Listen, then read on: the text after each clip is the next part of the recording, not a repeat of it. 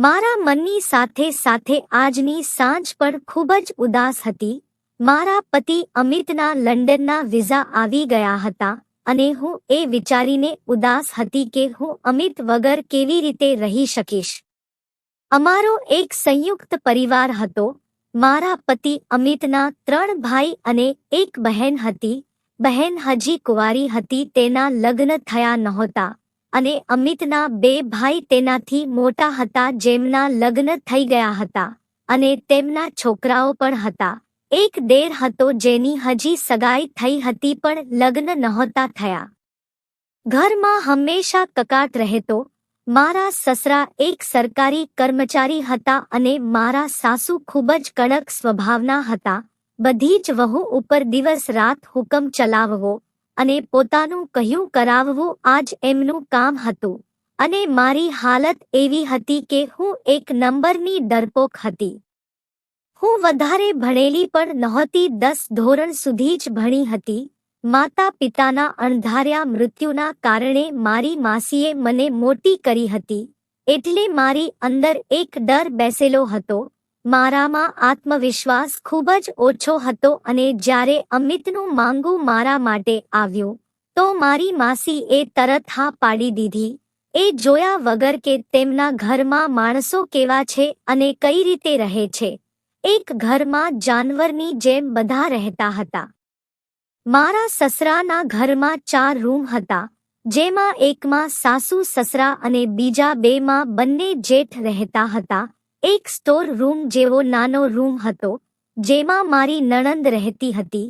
મારા લગ્ન પછી મારા અને અમિત માટે તો બારે હોલમાં જ આજુબાજુ પડદા નખાવીને એક રૂમ જેવું બનાવી દીધું હતું, જેમાં પલંગ રાખી દીધો હતો. જ્યારે રસોઈ બનતી તો બધા એવી રીતે તૂટી પડતા જાણે ક્યારેય જોયું ના હોય. મને તો ક્યારેય પેટભર ખાવાનું પણ મળતું નહીં અને ઉપરથી મેણા સાંભળવા પડતા કે તારો પતિ ક્યાં કંઈ કમાય છે અને જવાબમાં મારાથી એટલું પણ કહેવાતું નહીં કે તો એમાં મારો શું વાંક છે. અમિત 2 વર્ષથી બેરોજગાર હતા. ખૂબ જ મુશ્કેલીથી તેમને લંડનના વિઝા મળ્યા હતા. અમારે એક દીકરો પણ હતો અને પછી જ્યારે લંડનના વિઝા આવી ગયા તો અમિત જતી વખતે મને દિલાસો આપીને ગયા કે ત્યાં જઈને એટલી મહેનત કરીશ કે તારા બધા જ સપના પૂરા કરી દઈશ, મોટું ઘર બનાવીશ, એક ગાડી લઈશ તારા માટે અને આપણા બાળકો માટે, મોટા ઘરમાં તું રાણી બનીને રહીશ અને તારા બધા જ શોખ પૂરા કરી શકીશ. અહીં અમિત આ પ્લાનિંગ કહી રહ્યા હતા અને ત્યાં મારા સાસુ અને નણંદ ચૂપચાપ અમારી વાતો સાંભળી રહ્યા હતા. અમિતના મોઢેથી આ વાત સાંભળીને મારા સાસુ બૂમો પાડીને કહેવા લાગ્યા કે તને આટલો મોટો તારી પત્નીના સપના પૂરા કરવા માટે કર્યો છે, માં અને બહેનની તો તને કંઈ પરવા જ નથી. મારા સાસુની બૂમો સાંભળીને હું એક તરફ ઊભી જ રહી ગઈ. તેમણે અમિતને બરાબર ખખડાવી નાખ્યા. અમિત પણ ચૂપચાપ પોતાની માની વાતો સાંભળી રહ્યા હતા. તે ક્યારેય પોતાની માં સામે બોલી શકતા નહોતા અને પછી અમિત જતા રહ્યા. એમના ગયા પછી તો જાણે મારી જિંદગીમાં અંધકાર થઈ ગયો હતો, પણ તે અંધકાર ફક્ત મારા મનમાં હતો. બાકી ઘરની હાલત તો એ જ હતી. બધા પોતાની મસ્તીમાં મસ્ત હતા. ઘરમાં તે જ અફરાતફરી હતી. ક્યાંક વાસણ, ક્યાંક કપડાં તો ક્યાંક માણસો આમ તેમ પડેલા રહેતા. દિવસો એમ જ પસાર થઈ રહ્યા હતા અને મારી મુશ્કેલીઓ વધતી જતી હતી. અને સૌથી મોટી વાત એ હતી કે અમિતના કોઈ સમાચાર નહોતા. અને અહીં મારા દિયર અને તેના સાસરા વાળા ઉતાવળ કરી રહ્યા હતા કે સગાઈને ઘણો સમય થઈ ગયો છે તો હવે જલ્દી જ લગ્ન થઈ જવા જોઈએ, નહીતર અમે અમારી દીકરીના લગ્ન બીજી જગ્યાએ કરી નાખીશું.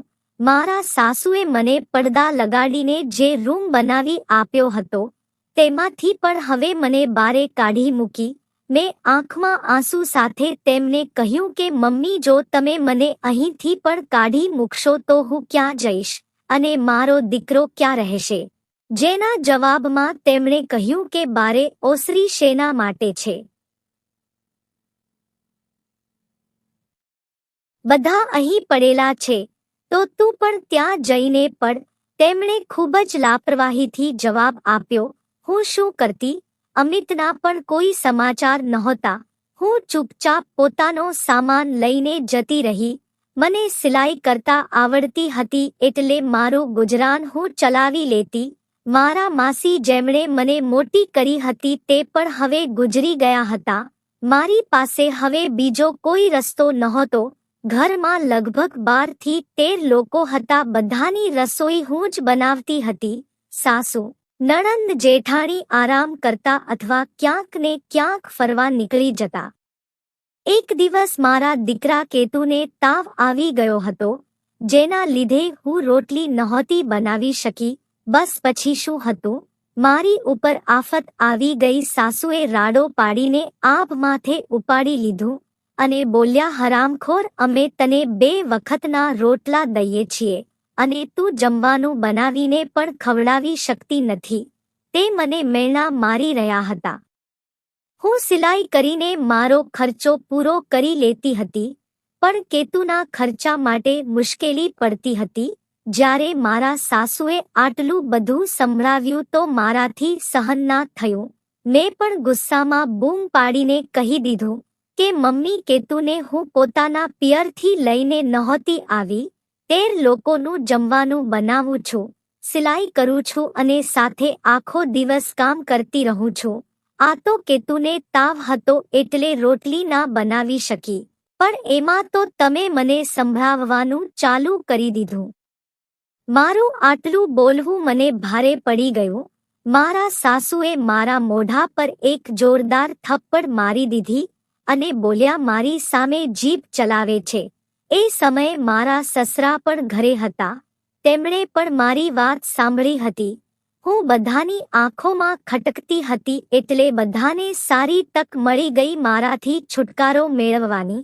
પછી બધાએ ભેગા મળીને મને ઘરમાંથી કાઢી મૂકી. મારી જેઠાણીને તો વધારે તક મળી ગઈ. તેણે મારો સામાન ઘરની બહાર ફેંકી દીધો. પોતાના 3 વર્ષના દીકરાને લઈને હું હેરાન પરેશાન ઊભી હતી. આ લોકો આટલા નિર્દયી કેવી રીતે બની શકે? મારો નહીં તો કમસે કમ કેતુનો તો વિચાર કર્યો હોત.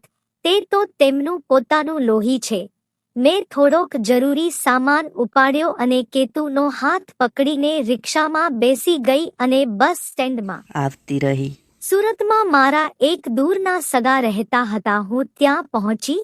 તે લોકોએ પણ ખૂબ જ ઠંડુ સ્વાગત કર્યું. રાત થઈ ગઈ હતી અને તેમણે મને સાફ શબ્દોમાં કહી દીધું કે મારા પતિને આવી રીતે કોઈનું ઘરમાં રહેવું પસંદ નથી. રાત નીકળી જાય એટલે સવારે પોતાની વ્યવસ્થા કરી લેજે. અહીં પણ રાત ગુજારવા માટે મને લોબીમાં પથારી મળી હતી. તે રાત્રે ખૂબ જ ઠંડક હતી અને પોતાના નાના દીકરાની સાથે હું આખી રાત બારે ઠરતી રહી. જમવા માટે પણ ખાલી પૂછવા ખાતર પૂછ્યું હતું. મેં પણ ના પાડી દીધી. મને શું ખબર હતી કે તેમને મારા દીકરા ઉપર પણ દયા નહીં આવે અને કંઈ પણ ખાવા નહીં આપે. મેં રસ્તામાં એક દુકાનેથી બિસ્કિટનું એક પેકેટ અને થોડો ખાવા માટે નાસ્તો લીધો હતો, જેને ખાઈને કેતુને લઈને હું સૂઈ ગઈ. આ તો સારું થયું કે નીકળતી વખતે એક ચાદર ભેગી બેગમાં રાખી લીધી હતી. તેના લીધે આખી રાત નીકળી ગઈ.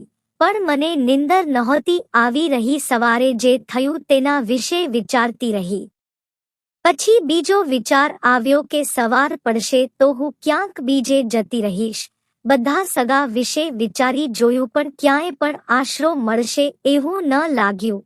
હું વિચારતી રહી અને રડતી રહી. રડતા રડતા જ નીંદર આવી ગઈ અને સવારે જ્યારે આંખ ખુલી તો પહેલો વિચાર શારદાબેનનો આવ્યો. તેમને હું સારી રીતે ઓળખતી હતી. તે અહીં સુરતમાં જ રહેતા હતા. તે દૂરના સગા હતા છતાં પણ જ્યારે પણ મને મળતા તો ખૂબ જ સારી રીતે વર્તતા. સવારે નાઈ ધોઈને મેં પોતાનો સામાન ભેગો કર્યો. અમે જેમના ઘરે હતા તેમણે કોઈએ અમારી તરફ ધ્યાન નહોતું આપ્યું. એટલે હું ચૂપચાપ સામાન લઈને શારદાબેનના ઘરે આવી ગઈ. તેમણે મારી સાથે ખૂબ જ સારી રીતે વાત કરી. મેં પોતાની હાલત તેમને જણાવી તો તેમની આંખોમાં પણ આંસુ આવી ગયા. કહેવા લાગ્યા, તું ચિંતા ના કર, અહીં એક મકાન ખાલી છે, તું ભાડે લઈ લે, થોડાક પૈસા તો છે ને તારી પાસે? મેં કહ્યું, હા, થોડા પૈસા તો છે જે મેં સિલાઈમાંથી બચાવીને ભેગા કર્યા હતા. આવી રીતે મારી એક મુશ્કેલી તો હલ થઈ ગઈ. બીજી સારી વાત એ હતી કે ત્યાં નજીક જ એક કપડાનું કારખાનું હતું. શારદાબેને મને કહ્યું કે હું ટ્રાય કરું છું કે તને ત્યાં કોઈ કામ મળી જાય. જમ્યા પછી શારદાબેન મને મકાન બતાવવા લઈ ગયા. પણ તે મકાન તો પહેલેથી જ ભાડે આપી દીધું હતું. પણ થોડું દૂર બીજું એક મકાન ખાલી હતું, જેના માલિક થોડા કડક સ્વભાવના હતા. નાનકડું એવું મકાન હતું, પણ આ સમયે તો મને નાનકડું મકાન પણ મહેલથી ઓછું ના લાગ્યું. તે મકાનના આંગણામાં એક બોરડી હતી, જે એટલી ઘટાદાર હતી કે આખું આંગણું ઢંકાઈ જતું હતું, જેના લીધે મકાન વધારે નાનું લાગતું હતું. છતાં મને તે મકાન પસંદ આવ્યું. 1 મહિનાનું ભાડું એડવાન્સ આપી દીધું અને ઘરની ચાવી લઈ લીધી. પછી શારદાબેને કારખાનામાં વાત કરી અને ત્યાં મને સિલાઈનું કામ મળી ગયું. મારી રહેવાની અને ખાવા પીવાની ખૂબ જ મોટી મુશ્કેલી હલ થઈ ગઈ હતી. મેં શારદાબેનનો આભાર માન્યો કે સંકટ સમયે તેમણે મારી મદદ કરી અને પોતાનો સામાન ઉપાડીને તે ઘરમાં શિફ્ટ થઈ ગઈ. મારા 3 વર્ષના દીકરાને શું થઈ રહ્યું છે તે કંઈ સમજણ પડતી નહોતી. મેં રૂમના એક ખૂણામાં ચટાઈ પાથરી અને જરૂરી સામાનનું એક લિસ્ટ બનાવ્યું. કેતુએ સવારથી કંઈ ખાધું નહોતું, એટલે તેનો ચહેરો ઉતરી ગયો હતો. મેં તેને કહ્યું, બેટા, હું હમણાં જ જમવાનું બનાવું છું. હું તેને લઈને ઝડપથી થોડો રાશનનો સામાન બાજુની દુકાનેથી ખરીદીને લઈ આવી અને સાથે કેતુ માટે દૂધ પણ લીધું. ઘરે આવીને જમવાનું બનાવ્યું. કેતુને પહેલા જમાડી દીધો અને પછી તેને થોડું દૂધ આપ્યું અને પછી તેણે પોતાની ભાષામાં મને કહ્યું, મમ્મી, શું આપણે અહીં જ રહીશું, હવે દાદીના ઘરે નહીં જઈએ? આ સાંભળી મારી આંખમાં આંસુ આવી ગયા. દિવસો ધીમે ધીમે વીતવા લાગ્યા. મારે ચૂલા ઉપર રસોઈ બનાવવી પડતી હતી, કારણ કે ગેસના બાટલા જેટલા રૂપિયા મારી પાસે નહોતા. પણ ધીમે ધીમે મારા કામથી ખુશ થઈને મારા કંપનીના માલિકે હવે મારો પગાર થોડો વધારી દીધો. કપડાં સીવીને હું ખૂબ જ થાકી જતી, પણ જ્યારે પૈસા મળતા તો બધો જ થાક ઉતરી જતો. જ્યારે કોઈ સ્ત્રી એકલી હોય છે ત્યારે તેને ખૂબ જ સાવધાન રહેવું પડે છે. હું પણ ખૂબ જ સાવધાન રહેતી હતી.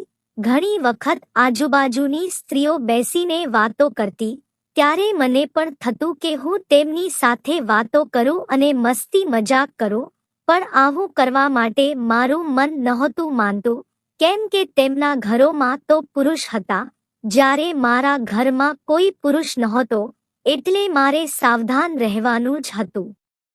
ખાવા પીવાની અને રહેવાની હવે મને કોઈ ચિંતા નહોતી. આખો દિવસ મહેનત કરતી તો સાંજે પૈસા પણ હાથમાં આવી જતા. ખાવા પીવાની પણ સારી વ્યવસ્થા થઈ ગઈ હતી. કેતુને પણ સારો ખોરાક મળી રહ્યો હતો. સાસરીના જુલ્મોથી મને છુટકારો મળી ગયો હતો. પણ રાત્રે જ્યારે સૂવા માટે આડી પડતી તો મને અમિતની ખૂબ જ યાદ આવતી. કેતુ પણ વારંવાર પૂછતો, પપ્પા ક્યારે આવશે? ત્યારે હું તેને ફોસલાવતી કે બેટા, પપ્પા તારા માટે ઘણી બધી સારી વસ્તુઓ લેવા ગયા છે. સારા નવા રમકડાં અને કપડાં પણ લઈને આવશે. સમય પસાર થતો રહ્યો અને હવે કેતુ 5 વર્ષનો થઈ ગયો હતો અને હવે બાજુની સ્કૂલમાં મેં તેનું એડમિશન પણ કરાવી દીધું હતું. જે દિવસે એડમિશન થયું હું ખૂબ જ રડી હતી. મને અમિતની ખૂબ જ યાદ આવી હતી. અમિતનું ઘર અહીંથી ઘણું દૂર હતું. ત્યાં જવું ખતરાથી ખાલી નહોતું. જે લોકોએ મને ધક્કા મારીને ઘરેથી કાઢી મૂકી હતી તે લોકોથી તો મને જરા પણ આશા નહોતી. શરૂઆતમાં 1-2 વખત મેં ફોન કરીને મમ્મીના સમાચાર લીધા હતા, પણ તે લોકોએ મારો અવાજ સાંભળીને કંઈ જવાબ આપ્યા વગર ફોન કાપી નાખ્યો હતો. એવું લાગી રહ્યું હતું કે તે લોકો મારાથી પીછો છોડાવીને ખૂબ જ ખુશ હતા. તેમના વર્તનથી હું સમજી ગઈ હતી કે અમિતના કંઈ જ સમાચાર તેમની પાસે પણ નથી. મારા ઘરની બાજુમાં જ એક સ્ત્રી રહેતી હતી. તે ખૂબ જ સારી સ્ત્રી હતી. ક્યારેક ક્યારેક મારા ઘરે આવતી તો મારા ઘરમાં રોનક રહેતી. ક્યારેક ક્યારેક હું તેના ઘરે જતી તો મન હળવું થઈ જતું. એવી રીતે થોડીક ઓળખાણ થઈ ગઈ. તહેવારો પર અમે એકબીજાના ઘરે આવતા જતા. એક દિવસ મન ના માન્યું એટલે હું મારા સાસરે ગઈ કે કદાચ અમિતના કંઈ સમાચાર મળે. પણ એક દુઃખ ભર્યા સમાચાર મળ્યા કે મારા નાના દિયરે દિવાળી ઉપર ઘરે ઘણા બધા ફટાકડા રાખ્યા હતા. દિવાળી ઉપર તે ફટાકડાનો સ્ટોલ કરવાના હતા. પણ એક તણખલાના કારણે ઘરમાં જ મોટો ધડાકો થઈ ગયો અને ઘરમાં આગ લાગી ગઈ, જેમાં મારા સાસુ, સસરા, જેઠ જેઠાણી, તેમના છોકરા અને દિયર સહિત 8 જણા મરી ગયા હતા. અમુક છોકરા અપંગ થઈ ગયા હતા. ઘર નાનું હતું અને માણસો વધારે હતા. જ્યારે ધડાકો થયો ત્યારે ઘણું બધું નુકસાન થયું હતું. આ બધા સમાચાર ત્યાં પહોંચી ત્યારે મને મળ્યા. મેં જલ્દી દોડીને પોતાના ઘરનો દરવાજો ખખડાવ્યો. મારા ઘરમાં હવે એક મારી નણંદ રહેતી હતી અને અમુક જેઠના છોકરાઓ હતા. પણ મારી નણંદે મને જોતા જ મારા મોઢા પર જ દરવાજો બંધ કરી દીધો. તેણે મને ઘરમાં ઘૂસવા પણ ના દીધી. હું રડતી રડતી પોતાના ઘરે પાછી આવી ગઈ. ઘણા દિવસો સુધી તે ઘટનાનો ડર મારા મનમાં રહ્યો. પણ ધીમે ધીમે જિંદગી ફરી રૂટીન પર આવી ગઈ. ફરી એક વખત ભગવાને મારી ઉપર મુશ્કેલીઓ નાખી દીધી. ધીમે ધીમે કારખાનામાં કામ મળવાનું ઓછું થઈ ગયું, જેને લીધે પૈસા પણ ઓછા મળતા. હું ફરી ચિંતામાં રહેવા લાગી. એક સમય એવો પણ આવ્યો જ્યારે કામ જરાય હતું નહીં અને કારખાનું બંધ થઈ ગયું. મારા માટે મુશ્કેલીઓ જ મુશ્કેલી હતી. હવે તો એક સમયનું જમવાનું પણ સરખું મળતું નહોતું. આવી હાલતમાં કેતુના સ્કૂલની ફી કેવી રીતે ભરી શકું? મારા પડોશી ઘણીવાર કહેતા કે હું જે મકાનમાં રહું છું તેના પર કોઈ આત્માનો વાસ છે. તેમના કહેવા પ્રમાણે આ મકાનમાં રહેવાવાળા ક્યારેય સુખ શાંતિથી રહી નથી શક્યા. મારા દિમાગમાં પણ શંકા બેસી ગઈ કે આ ઘરના કારણે જ મારા ઉપર ફરી મુસીબતો આવી ગઈ છે. એક દિવસ સામેવાળા બેનને મેં વાતમાં પૂછી લીધું કે આ સાચું છે કે આ ઘરમાં કોઈ શાંતિથી રહી શકતું નથી. તે સહેજ હસ્યા અને કહ્યું કે આ ઘરમાં એક ડાકુ માર્યો ગયો હતો. જ્યારે અમારી લાઇનમાં મકાન બની રહ્યા હતા ત્યારે અહીં એક પોલીસ કેસ થયો હતો, જેમાં એક ડાકુ માર્યો ગયો હતો. કહે છે કે જે ઘરમાં તું અત્યારે રહે છે તે સમયે તે ઘર નવું બની રહ્યું હતું. તે ડાકુ આ જ ઘરમાં આવીને સંતાણો હતો અને આ જ ઘરમાં તે માર્યો ગયો હતો. એટલે બધા કહે છે કે તેની આત્મા અહીં ભટકી રહી છે, કોઈને શાંતિથી રહેવા દેતી નથી. તેમની વાતો સાંભળીને હું ખૂબ જ ડરી ગઈ. એક તો રોજીરોટીની મુશ્કેલી હતી અને હવે ઉપરથી આત્માવાળી વાત સાંભળીને હું ડરવા લાગી હતી. હું આવી વાતો પર વધારે વિશ્વાસ તો નહોતી કરતી, પણ તે આંટીએ મને એવી રીતે આખી હકીકત જણાવી કે હવે મને રાત્રે ડર લાગવા લાગ્યો હતો. એવી રીતે ડરી ડરીને મેં ઘણા દિવસો પસાર કર્યા. ધીમે ધીમે હવે મારી પાસે એક પણ રૂપિયો બચ્યો નહોતો. એક દિવસ સવારે લોટનો ડબ્બો ખંખેરીને એક મુઠ્ઠી જેટલો લોટ નીકળ્યો, જેમાંથી મેં રોટલી બનાવી અને એક ચમચી દાળ નીકળી. તેમાંથી પાતળી દાળ બનાવી અને કેતુને જમાડ્યો. પણ હું પોતે ભૂખી રહી અને થોડીવાર પછી મેં તેને સુવડાવી દીધો. બપોરનો સમય હતો. હું ચિંતામાં હતી કે હવે આગળ શું કરીશ. હું મનમાં ને મનમાં ભગવાનને પ્રાર્થના કરી રહી હતી કે મારાથી મારા દીકરાની ભૂખ જોવાતી નથી. મારી મુશ્કેલ થોડીક તો ઓછી કરો. જ્યારે મને ઘરમાંથી કાઢી મૂકી હતી ત્યારે તમે રાત ગુજારવા માટે મને જગ્યા આપી દીધી હતી અને મને રહેવાનું ઠેકાણું આપ્યું હતું. મારી ખાવા પીવાની વ્યવસ્થા કરી હતી. મારા દિવસો આરામથી પસાર થઈ રહ્યા હતા. પણ હવે મારા ઉપર ફરીવાર ખરાબ સમય આવી ગયો છે. તો હે ભગવાન, ફરી મારી મદદ કરો. રોઈ રોઈને મારી આંખો સોજી ગઈ હતી. હવે આંસુ સુકાઈ ગયા હતા અને ગળું પણ દુખી રહ્યું હતું. મેં કેતુની સામે જોયું તો તે હજી ઊંઘી રહ્યો હતો. હું બહાર આંગણામાં ગઈ. છેલ્લા 2 દિવસથી મેં કંઈ ખાધું નહોતું. ભૂખના કારણે પેટમાં આગ લાગી રહી હતી. ખાવાનું કોની પાસેથી માંગું? મારું પોતાનું કોઈ પણ નહોતું. સામેવાળા આંટી પાસેથી પણ 200 રૂપિયા પહેલાથી જ ઉધાર લઈ લીધા હતા. આજુબાજુમાં જેટલા પણ ઓળખીતા હતા બધા પાસેથી ઉધાર લઈ લીધું હતું. દૂધવાળાએ ઉધાર આપવાની મનાઈ કરી દીધી હતી એટલે મારી પરિસ્થિતિ ખૂબ જ ખરાબ થઈ ગઈ હતી. મેં આંગણામાં કોથમીર, ફુદીનો, ડુંગળી, લસણ એવું બધું વાવ્યું હતું. એક ખૂણામાં થોડાક બટાકા પણ વાવ્યા હતા. હું એક લાકડી લઈને માટી ખોદવા લાગી. કદાચ અંદરથી એકાદ બટાકું નીકળે.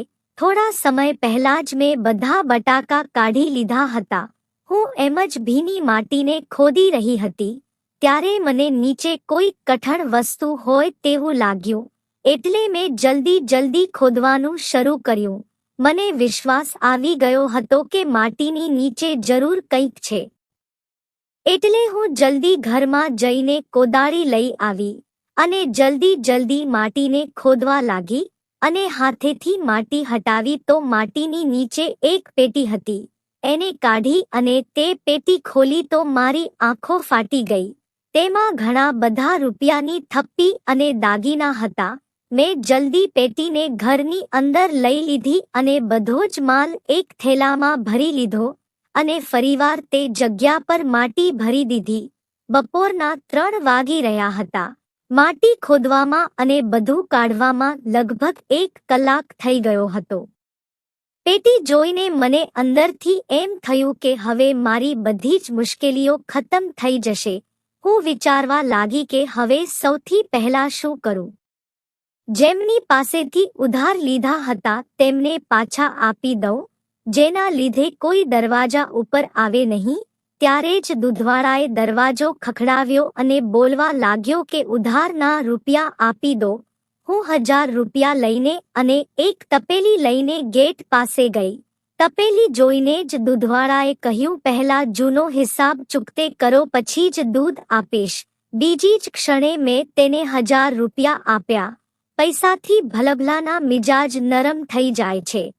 દૂધવાળાનો અવાજ તરત જ નરમ થઈ ગયો અને કહેવા લાગ્યો કે કેટલું દૂધ જોઈએ છે. આજનું દૂધ લઈને મેં તેનો બધો જ ઉધાર ચૂકતો કરી દીધો અને હવે દૂધ આપવા આવવાની ના પાડી દીધી. કેમ કે રૂપિયા નહોતા ત્યારે તેને મારી સાથે જેવો વ્યવહાર કર્યો હતો તેનાથી મને તે દૂધવાળાથી ચીડ થઈ ગઈ હતી. તેના પછી જેની પાસેથી પણ ઉધાર લીધા હતા બધાને રૂપિયા ચૂકવી દીધા. સાંજે મકાન માલકીન મારા ઘરે આવી. મેં એને નમસ્તે કર્યા પણ તેણે કોઈ જવાબ આપ્યો નહીં.